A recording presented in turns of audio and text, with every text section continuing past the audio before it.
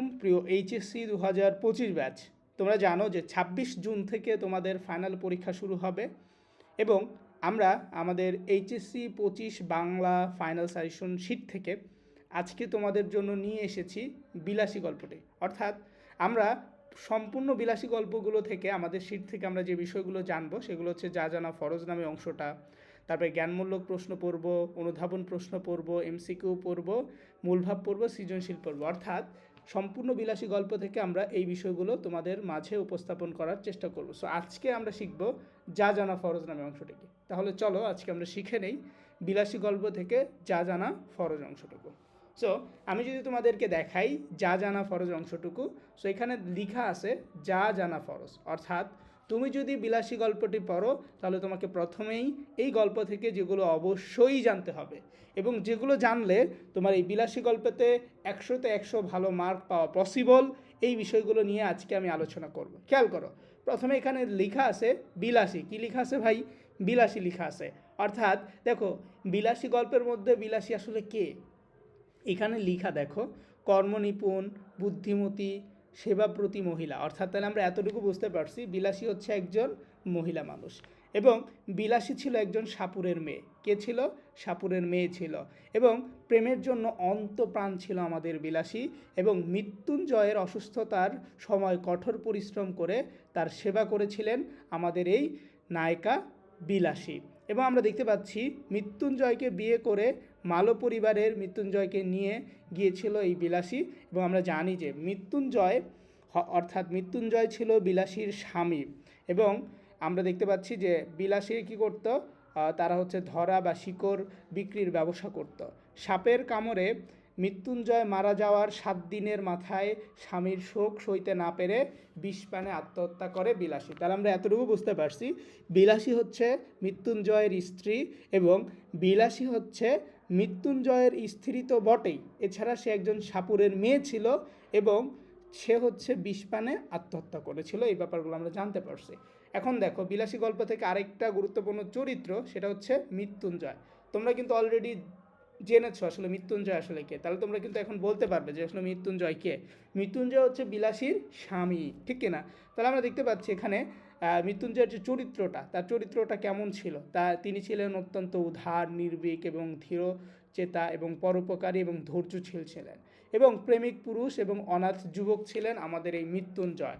এবং আপনজন বলতে তার একজন চাচা ছিল বা জ্ঞাতি বুড়ো ছিল বা খুড়ো ছিল, সেই ছিল তার একমাত্র আপনজন এবং গ্রামের শেষে পুরোতে তার বাড়িতে থাকেন এবং আম কাঁঠালের বাগান আছে মৃত্যুঞ্জয়ের এবং তার আয় দিয়ে সংসার চলে।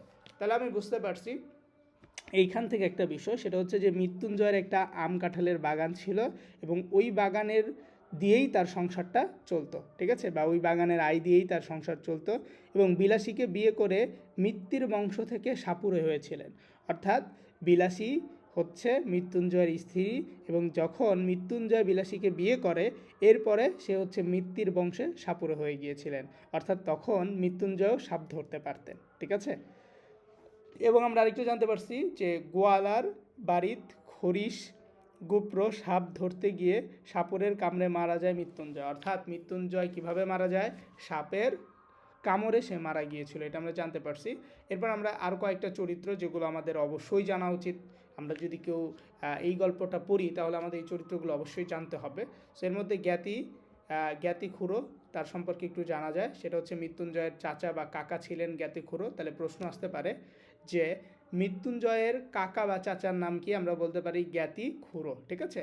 এবং খুড়োর প্রধান, অর্থাৎ খুড়োর প্রধান কাজ হচ্ছে ভাইপো মৃত্যুঞ্জয়ের নামে উচ্চারত্না। অর্থাৎ এই যে মৃত্যুঞ্জয় আছেন, এই মৃত্যুঞ্জয়ের নামে বিভিন্ন প্রকার উল্টোপাল্টো কথা বলতেন কে? তার এই যে মৃত্যুঞ্জয়ের যে চাচা বা কাকা যারে বলা হয় যে খুড়ো, অর্থাৎ এই যে জ্ঞাতি খুড়ো আছে, তিনি হচ্ছে শুধু উল্টোপাল্টো কথা বলতেন মৃত্যুঞ্জয় সম্পর্কে মানুষের কাছে। এবং তিনি করতেন, তিনি হচ্ছে মৃত্যুঞ্জয় বিলাসীর হাতে ভাত খেয়ে অন্ন পাপ করেছে বলে গ্রামবাসীর কাছে এটা তিনি প্রকাশ করে দেন, ঠিক আছে। এবং গ্রামবাসীদের কাছে বলে বেড়ান যে মৃত্যুঞ্জয় বাগানের অর্ধেকটা তার। অর্থাৎ সে সবসময় মিথ্যা কথা বলে এবং সে হচ্ছে মৃত্যুঞ্জয়ের যে বাগানটা আছে আম কাঁঠালের বাগান, সেই বাগানটা মিলে অর্ধেক তার, এইটা সে সবসময় মানুষের কাছে বলে বেড়ায়। এবং এই গল্পে আরেকটা গুরুত্বপূর্ণ চরিত্র, সেটা হচ্ছে ন্যাড়া চরিত্র। সো এই ন্যাড়া চরিত্রটা আমি যদি তোমাদেরকে একটু ভালো করে বলে দিই, সেটা হচ্ছে এই গল্পের কথক হচ্ছে ন্যাড়া। তাহলে তোমাদের প্রশ্ন পরীক্ষা আসতেই পারে যে এই যে বিলাসী গল্পটা আছে, এই বিলাসী গল্পটার আসলে কথকটা আসলে কে? তাহলে আমরা বলবো কথকটা হচ্ছে ন্যাড়া। ন্যাড়ার প্রকৃত নামই হচ্ছে শরৎচন্দ্র চট্টোপাধ্যায়। এই যে তিনি হচ্ছে এই গল্পে নিজেকে ন্যাড়া হিসাবে উপস্থাপন করেছেন, অর্থাৎ ন্যাড়া চরিত্র নিজেকে উপস্থাপন করেছেন। এবং তিনি ছিলেন মৃত্যুঞ্জয়ের একজন বন্ধু, খুবই ভালো বন্ধু ছিলেন। এবং মৃত্যুঞ্জয় এবং সে একই ক্লাসে পড়তো। বিলাসী ও মৃত্যুঞ্জয়ের শুভাকাঙ্ক্ষী ছিল এই যে ন্যাড়া। এই ন্যাড়া ছিল বিলাসী এবং মৃত্যুঞ্জয়ের শুভাকাঙ্ক্ষী। কারণ কি? কারণ হচ্ছে মৃত্যুঞ্জয়ের থেকে সে শিষ্যত্ব গ্রহণ করেছিল, অর্থাৎ সাপ ধরা শিখেছিল। বুঝতে পারছো? আর মৃত্যুঞ্জয় কার থেকে শিখছিল? তার বউয়ের থেকে শিখছিল। এটা আমরা কিন্তু অলরেডি জেনে গেছি। তারপরে দেখো এখানে লেখকের নাম লেখা আছে, তাই না?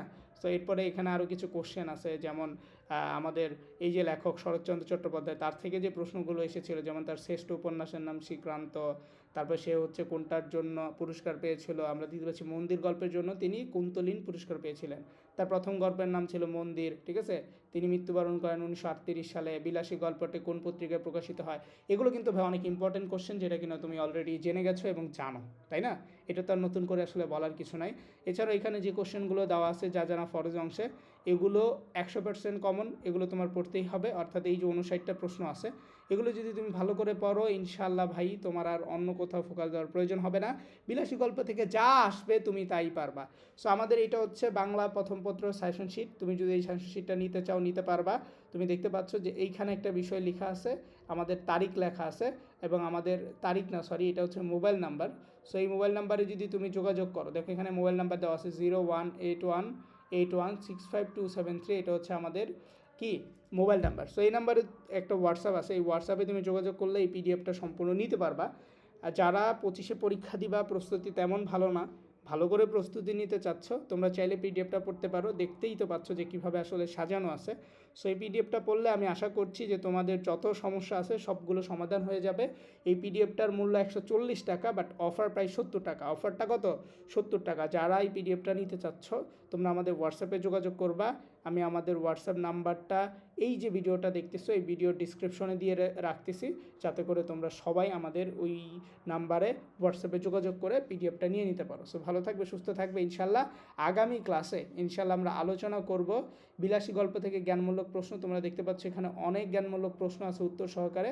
সো শীটটা কতটুকু গুরুত্বপূর্ণ এটা তুমি বুঝতেই পারছো। এখন তোমার কাছে আসলে এটা নেওয়া উচিত নাকি উচিত না, এটা তুমি কমেন্টে জানাবা। এবং এই ভিডিওটা যদি ভালো লাগে অবশ্যই শেয়ার করবা, জানাবা। ঠিক আছে? আসসালামু আলাইকুম রহমতুল্লাহি ওয়া বারাকাতুহু।